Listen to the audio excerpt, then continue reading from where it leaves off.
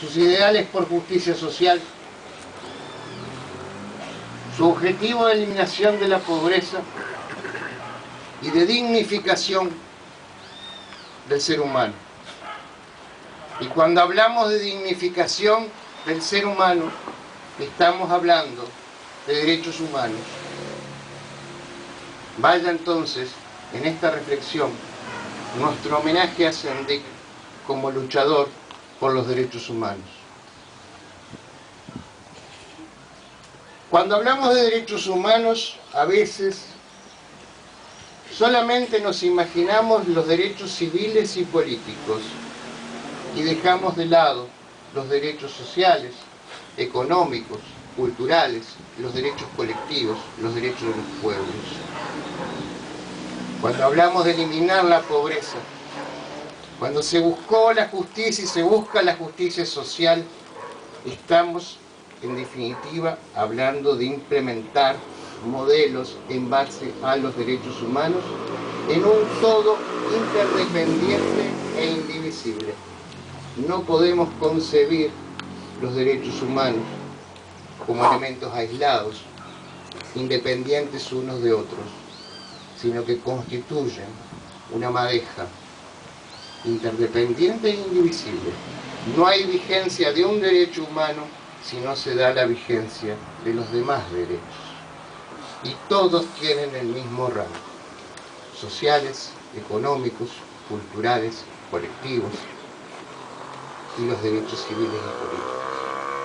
Pero hago fundamental hincapié en los derechos sociales, económicos y culturales, que son los grandes olvidados de los derechos humanos. El modelo de derechos humanos tiene vocación para inspirar una acción política de justicia social y eliminación de la pobreza. Y si hablamos de universalizar la dignidad humana, estamos hablando de los ideales de Sendik.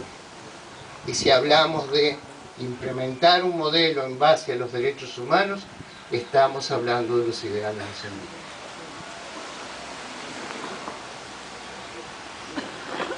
Y para lograr ese todo de derechos humanos,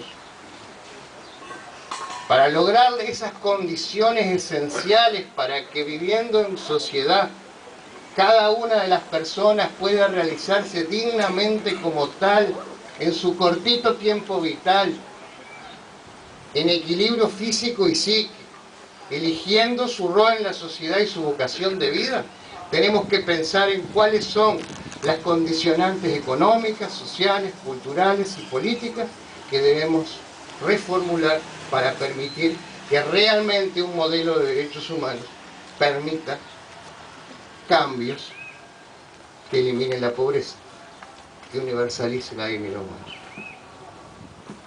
Vivir, el derecho a vivir, no es el derecho a sobrevivir. Vivir implica vivir con dignidad, vivir de manera adecuada. Y para vivir de manera adecuada se deben implementar cambios en lo económico, en lo social, en lo cultural y en lo político, teniendo como referencia esa matriz de derechos humanos.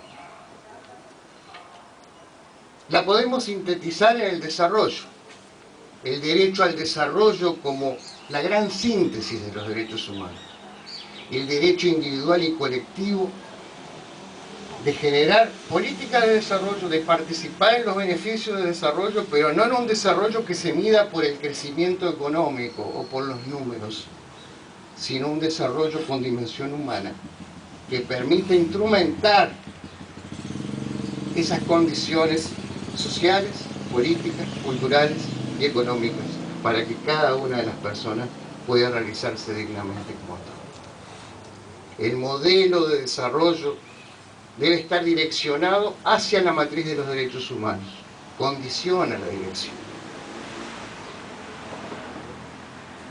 Y si reflexionamos sin ningún tipo de dogma ni de preconcepto, como lo hacía Sendik, sobre este modelo de desarrollo que permitiría realizar los derechos humanos, uno de los primeros elementos que sobresale es la necesidad de manejar los recursos naturales de manera sustentable, Y el otro elemento es incompatible la pobreza con un modelo de desarrollo que quiere implementar derechos humanos.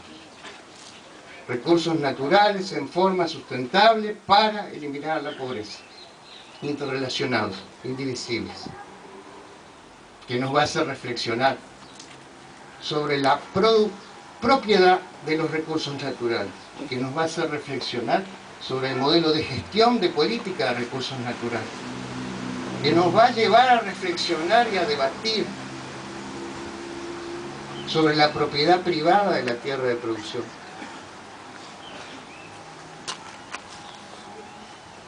Y no debemos tener miedo a pensar sobre estos tópicos. Pensemos y reflexionemos en virtud de qué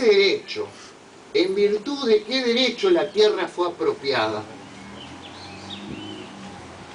No el derecho de propiedad actual de un titular de dominio frente a la tierra. El origen. ¿Existe un derecho que permitiera la apropiación? No. La tierra ya estaba. Preexiste las generaciones. No la creó el hombre. La naturaleza la dio gratuitamente. Llegamos tarde al reparto. Sigamos reflexionando sin ningún tipo de preconcepto. Indudablemente, al no ser un bien fugitivo como el aire o como el agua, permitió la apropiación. La apropiación de unos con exclusión de otros. Pero luego se legitimó esa apropiación por todos, creando un sistema jurídico en la organización social que santificó el derecho de propiedad privada en forma absoluta. Y en la matriz de los derechos humanos que estamos analizando, ese derecho de propiedad no es absoluto.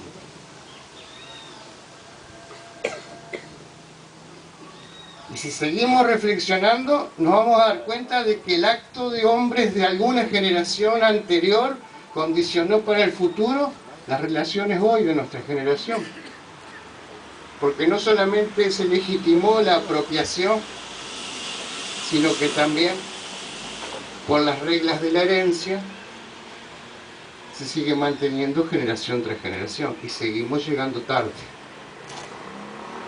¿Existe entonces algún derecho que por naturaleza permita la apropiación de la tierra y que ésta se convierta en propiedad privada exclusiva? No, no existe. Es más, es antinatural, además de ser injusto. La apropiación exclusiva de recursos naturales indispensables para la sobrevivencia es antinatural e injusto. Y esto nos obliga también a reflexionar. Vaya si tendrá actualidad el legado descendiente. Vaya si tendrá actualidad. Nos obliga hoy a pensar cómo, de qué manera poder implementar una matriz de derechos humanos que inspire la acción política para generar condiciones de desarrollo en clave de derechos humanos. Debemos pensar cuáles son los caminos. Y existe un modelo utópico, y existen caminos prácticos. Y hoy debemos explorar y debatir sin dogmas y sin preconceptos sobre la necesidad de crear formas alternativas de propiedad colectiva para el manejo de un recurso sustentable como la tierra. En todas sus vertientes, con todas las gamas, sin miedo a proponerlas, para dar contenido a esas propuestas, para dar contenido a ese programa que seguramente va a seguir profundizándose de cambios en el Uruguay.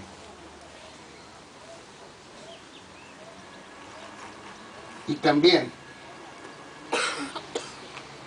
en este homenaje, tener presente que la forma de llevar adelante ese modelo de desarrollo requiere de una acumulación de fuerzas.